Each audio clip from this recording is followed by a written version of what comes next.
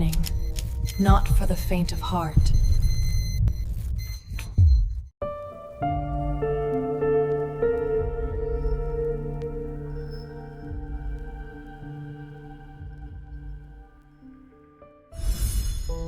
Have you ever given everything, your love, your trust, your soul, only to be left behind? Nights spent replaying every word, every touch, whispering to yourself, "Where did I go wrong? Why wasn't I enough?" The truth is, you were never not enough. You were never broken. You just didn't see the hidden code silently shaping desire, loyalty, and betrayal. This video is for you, the one carrying heartbreak, jealousy, or confusion from mixed signals that never made sense. In the next few minutes, I'll reveal 3 frameworks to decode the rules of attraction and 2 practical strategies to break free from the endless cycle of self-blame. What you're about to hear is not pickup tricks, not fairy tales. It's real science, real psychology, real truths about why we crave, why we cling, and why we betray. Some of it may sting. Some of it may shatter what you thought love was. But if you stay until the end, you'll see what almost no one else ever sees. The invisible map that has shaped every relationship you've ever had, and every one you ever will. So take a deep breath, put on your headphones, because once you see the code, love will never look the same again. The first truth about attraction is this: it is not random. It is not luck. It is not simply personal taste. Decades ago in 1989, psychologist David Buss set out to uncover the patterns hidden beneath human desire. He didn't stop at one city or one culture. He collected answers from more than 10,000 men and women across 37 societies. From buzzing skyscrapers to remote villages, from wealthy capitals to places untouched by modern industry, the same question was asked: what do you really want in a partner?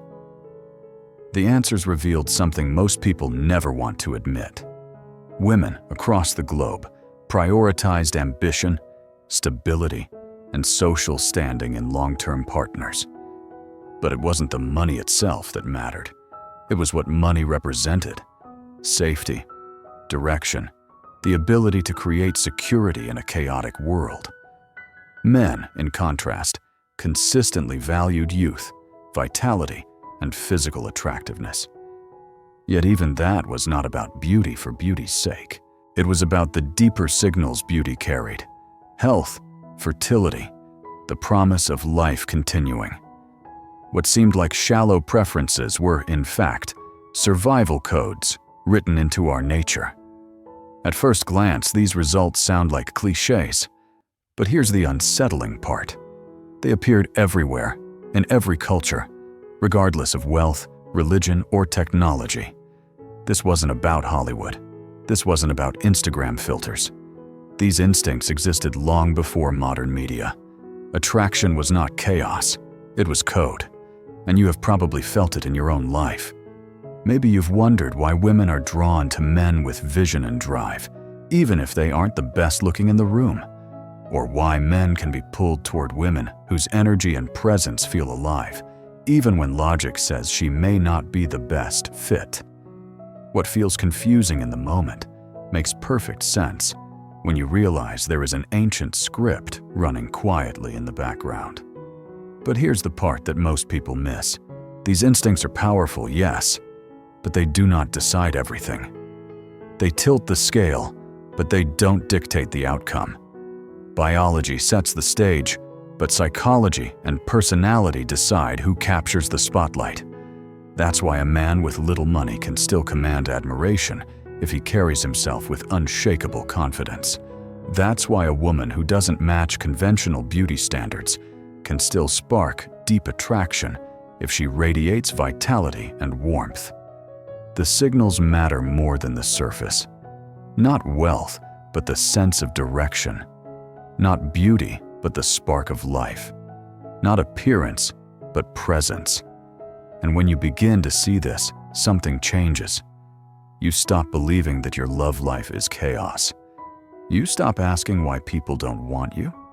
You start asking whether you are sending the signals that human nature is wired to recognize. And once you shift that lens, everything looks different. This is only the first layer of the hidden script. Attraction explains what we want. But what about what we fear? Because if attraction pulls people together, jealousy has the power to tear them apart. And to understand that, we need to face one of the most uncomfortable truths of all. If attraction explains what we search for, jealousy reveals what we fear losing. And if you've ever felt that twisting ache in your stomach when someone you love looked away, or that racing storm in your chest when you imagined them with someone else, then you already know how powerful jealousy can be. It doesn't whisper, it roars. But the question is, why does it cut so deeply? Why does it feel almost impossible to control? In 1992, David Buss and his team decided to face this question head-on. They asked men and women across cultures a single, brutal dilemma. What would hurt more, your partner having sex with someone else, or your partner falling in love with someone else? The answers revealed a divide so sharp, it seemed carved into human nature itself. For men, the thought of sexual betrayal was unbearable. Not simply because of pride, and not because of fragile ego, but because of something older and far more primal. For thousands of years, a man's greatest fear was raising a child that wasn't his. Every act of intimacy between his partner and another man wasn't just betrayal. It was biology whispering, "Are you investing in your own bloodline or raising someone else's child?" Not about rejection, but survival. Not about humiliation, but genetic betrayal. For women, the story was different. It wasn't the act of sex that shattered them most. It was the thought of emotional betrayal. For most of human history, survival depended on more than sexual exclusivity. It depended on devotion, resources, and protection. If a man gave his heart, his care, his energy to someone else, what did that mean for her safety? What did that mean for her children's future? To lose his body was painful. To lose his loyalty was devastating. Not about control, but security. Not about jealousy, but survival. And here's what made these findings so powerful. They weren't limited to one society or one religion. From crowded megacities to small rural communities, across continents and languages, the same answers repeated. Jealousy wasn't a cultural invention. It wasn't immaturity. It was biology, playing out in different costumes across the globe. Now think about what this means for you. That sudden insecurity you feel when your partner pulls away isn't random. That sleepless night you spend checking your phone isn't just anxiety. These are ancient instincts, warning systems coded into your DNA long before wedding rings or dating apps existed. You are not crazy for feeling it. You are human. But here's the twist. Jealousy isn't always destruction. It isn't just weakness. It's a signal, a map pointing directly to what matters most. For men, the body. For women, the heart. Jealousy is not chaos. It's code. Not irrationality, but instinct. And once you recognize this, everything changes. You stop being ashamed of jealousy. You stop letting it control you. You start reading it for what it is. Information. It shows you your values. It shows you your boundaries. And if you use it wisely, it can sharpen your clarity instead of clouding your judgment. Desire tells us what we want. Jealousy tells us what we fear. But human attraction doesn't only shift between people. Sometimes it shifts within the same person, day by day, cycle by cycle, driven by biology in ways that are almost invisible. And when scientists discovered this, it left men across the world asking a terrifying question. Am I really her choice, or just biology's placeholder? Desire doesn't stay the same. It shifts. It bends. It moves like a current we can't always see. And in the early 2000s, scientists believed they had found one of the strangest shifts of all, what they called the ovulation effect. The claim was unsettling. During the fertile window of her cycle, a woman's attraction could tilt. Instead of stability or long-term security, she might lean toward men with sharper markers of genetic strength, broad shoulders, square jaws, symmetrical features, a dominant presence. It was as if biology had a hidden switch, and when it flipped, desire recalibrated in silence. For many men, this idea landed like a punch to the gut. Imagine believing you are her chosen one, only to hear that her hormones might quietly pull her toward someone else. The question burned in their minds. Am I truly her choice, or just a placeholder biology will replace? It made love sound fragile, temporary, outside of human control. But as research deepened, the picture became more complex. Between 2014 and 2016, larger studies challenged the original claim. Yes, small shifts were observed. Women sometimes noticed masculine traits more during fertile days. But in real life, these shifts were so subtle that they were often drowned out by something stronger: personality, presence, and emotional connection. One study tracked over 600 women across 3 countries. The results were clear. The men who consistently drew admiration weren't always the most genetically masculine. They were the ones who radiated confidence, the ones who spoke with conviction, the ones who created safety through presence, not just strength through appearance. And this is the twist. Biology nudges, but it doesn't command. Hormones whisper, but they don't dictate. Attraction isn't controlled by cycles. It's shaped by presence. Not biology, but behavior. Not hormones, but human connection. Think about what this means for you. You don't need the perfect jawline to be magnetic. You don't need the tallest frame in the room to spark desire. What you need is something deeper. The way you carry yourself, the way you make someone feel secure, the energy you bring when you walk in. These are the signals that last long after fleeting hormonal shifts fade. And here's where you win back control. Instead of fearing what biology might do, focus on what you can do. Build your confidence. Sharpen your presence. Practice consistency. Because presence outlasts hormones, and connection outshines cycles. Not fleeting instincts, but enduring qualities. Not temporary attraction, but timeless desire. But if hormones can subtly sway us, there are other forces in relationships that are far less visible, yet far more dangerous. Battles that aren't fought with hormones or biology at all, but with silence, whispers, and the quiet withdrawal of love. The kind of battles that leave no bruises, but leave scars on trust. And to see them clearly, we have to step into the hidden world of relational aggression. Not every battlefield leaves blood behind. Some wars are quiet. They don't bruise the body, but they wound the mind. If you've ever been ignored by someone you love, shut out without explanation, or felt the sting of being excluded, then you've experienced relational aggression. In 1995, psychologists Nikki Crick and Jennifer Grotpeter gave this invisible weapon a name.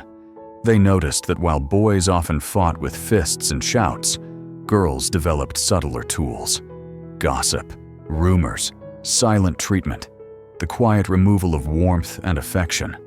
On the surface, it looked childish, but underneath, it was strategic. A way to test loyalty, a way to control connection, a way to protect status without throwing a single punch. It starts early, on playgrounds, in classrooms, among friendship circles. Children learn how to use silence like a sword, how to use inclusion and exclusion to control who feels safe and who feels alone. But it doesn't end in childhood. It matures, and by the time it enters adult relationships, it can be devastating. Think about it.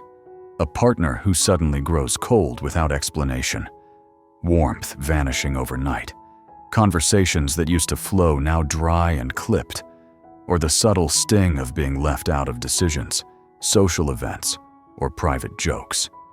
Sometimes it's a rumor whispered into the right ear. Other times, it's the heavy silence that makes you question your own worth. You're left asking, what did I do wrong? Or was the game rigged from the start? The cruel part is that by the time you notice, the damage is already deep. Trust begins to crack. Intimacy starts to fade. You doubt yourself, second-guessing every word, every action. That's why relational aggression is called the invisible war. Not loud, but deadly. Not physical, but psychological. And yet, here's the twist. Relational aggression isn't random cruelty. It's not always pettiness. It's strategy. It's a mirror of how humans manage power and protect bonds without open violence. Not childish drama, but evolved behavior. Not weakness, but control. Once you see it, you stop being blindsided. You begin to recognize patterns. You understand that sudden withdrawal of affection isn't always a mystery. It's a move. You notice when exclusion is deliberate, not accidental. Awareness transforms confusion into clarity. Instead of reacting with fear, you respond with intelligence. This doesn't mean you live in paranoia. It means you learn to read the battlefield most people can't even see. Because when you recognize the hidden dynamics, you stop being played. You start setting boundaries. You move from victim of silence to master of awareness. Relational aggression doesn't leave bruises, but it leaves scars on trust, confidence, and connection. And if you felt those scars, you know how deep they can cut. But here's the paradox. If silence can wound, touch can heal. If withdrawal can destroy, closeness can create bonds strong enough to last a lifetime. And the invisible thread that weaves people together is not strategy, but chemistry. A single hormone that can make strangers feel like soulmates. And understanding it may change everything you thought you knew about intimacy. If silence can wound, closeness can heal. And the invisible thread that pulls two people together often comes down to one chemical, oxytocin. Scientists call it the bonding hormone. Some call it the love drug. But that nickname doesn't capture the full truth. Oxytocin isn't just about love, it's about survival. It floods your body during the most intimate moments, when you hold someone tight, when you share a secret in the dark, when you let yourself be vulnerable, when you cross the line into physical intimacy. Every touch, every glance, every word of trust releases it. And the more it flows, the deeper the connection feels. That's why some encounters are forgettable, while others leave a mark you can't shake. But here's where things get complicated. Oxytocin does not operate the same way for men and women. For women, it acts like emotional glue. It deepens trust, heightens attachment, and creates an almost irresistible pull toward closeness. After intimacy, she doesn't just want your body. She wants reassurance, conversation, tenderness. For her, oxytocin says, bond, attach, stay. Not just passion, but permanence. Not just desire, but devotion. For men, oxytocin plays a trickier role. Yes, it sparks closeness. Yes, it fuels affection. But it also flips a switch. Instead of pure softness, it can sharpen vigilance, competitiveness, even protectiveness. A man under its influence may feel warmth and love, but also alertness. Instead of melting entirely, he may tense, scanning for rivals or threats. Not only tenderness, but tension. not only bonding, but defense. This difference explains a confusion many couples feel. She reaches for deeper conversation after intimacy. He feels the urge to pull back, not because he doesn't care, but because his body experiences oxytocin differently. To her, it feels like rejection. To him, it feels like protection. Both are real. Both are wired into human nature. And here lies the twist. Oxytocin is not a love potion. It doesn't guarantee harmony. It amplifies what's already there. For women, attachment. For men, both bonding and guarding. Not magic, but chemistry. Not destiny, but influence. When you understand this, the misunderstandings start to make sense. You stop thinking, she's too needy, or he doesn't care. Instead, you see biology at play. And when you see it, you can respond with intelligence. After intimacy, a few minutes of reassurance can satisfy her need for closeness. A few moments of space can honor his need for recalibration. Not compromise, but awareness. Not conflict, but strategy. This is the power of oxytocin. It shows us why some connections feel addictive, why some bonds feel unbreakable, and why intimacy can be both magical and maddening. It is the silent sculptor of human connection. But oxytocin is not the end of the story, because biology writes the framework, but culture writes the script. And what people wanted in 1989 is not exactly what they want today. Technology, freedom, shifting values. These forces reshape the game of desire faster than any hormone can. To understand love now, we need to step beyond biology and look at culture itself. Biology lays the foundation, but culture writes the script. And if you've ever felt like dating today is more confusing than ever, you're not imagining it. Because the rules of attraction are no longer what they were even a generation ago. Back in 1989, when David Buss conducted his global study, women consistently prioritized financial stability, ambition, and social standing in a long-term partner. That wasn't vanity, it was survival. Opportunities were fewer. Independence was harder to secure. Choosing a man who could provide wasn't preference, it was protection. But look around today. The world has changed. Women graduate from universities in higher numbers. They run companies. They build careers, create wealth, and carve out independence. With that independence comes freedom to choose differently. The qualities they value now go beyond survival. Emotional maturity, shared values, and presence often matter more than status or wealth alone. And men too are caught in this shifting current. For thousands of years, youth and fertility were the clearest markers of attraction. But in a world of dating apps, curated images, and endless scrolling, those signals blur. What cuts through the noise isn't always appearance, it's presence, charisma.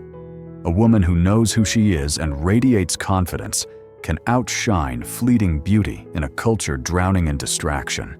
This is the collision of biology and culture. Biology whispers, but culture amplifies or silences. A trait that mattered in one era can fade in another. The man who thrived in a traditional society may feel invisible on a dating app. The woman who once had limited options now navigates endless possibilities. Attraction didn't vanish. It evolved. And this is the twist. Desire is not frozen in time. It is dynamic, alive, shaped by the world we live in. Not biology alone, but biology plus culture. Not instincts alone, but instincts translated through technology, freedom, and changing values. That's why dating feels harder now. It's not because love has died. It's not because men are trash or women are shallow. It's because the old rules are colliding with new realities. If you keep playing by yesterday's script, you will feel lost. But if you learn to read both biology and culture, you gain an edge. You see patterns others miss. You stop stumbling in the dark. While most people keep asking, "What's wrong with me?"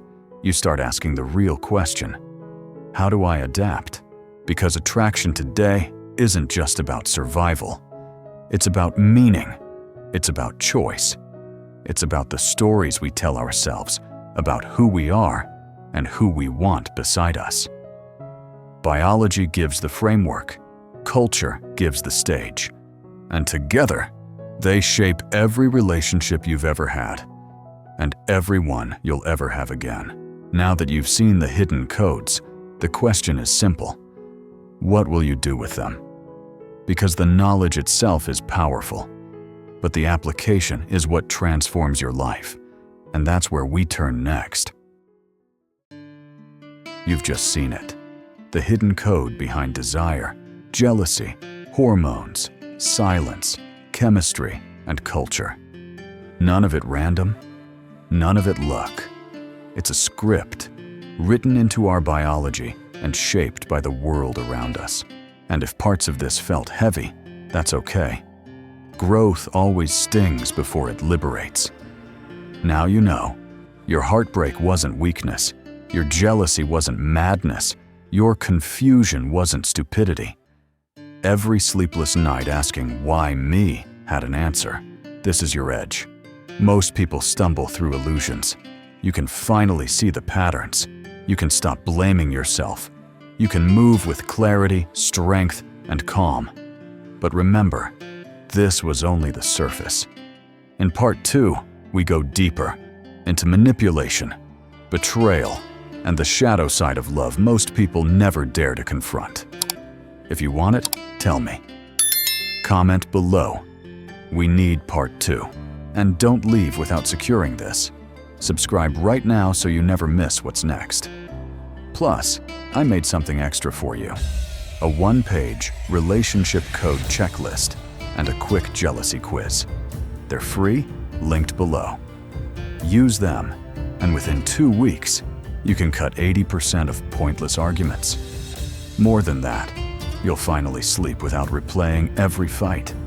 You'll stop checking your phone in the middle of the night. You'll feel steady again. Thank you for being here, for listening, for daring to face truths most people avoid. The choice is yours now. Stay blind, repeat the same cycles, or see clearly and love with power. The code has always been there. The question is, will you use it?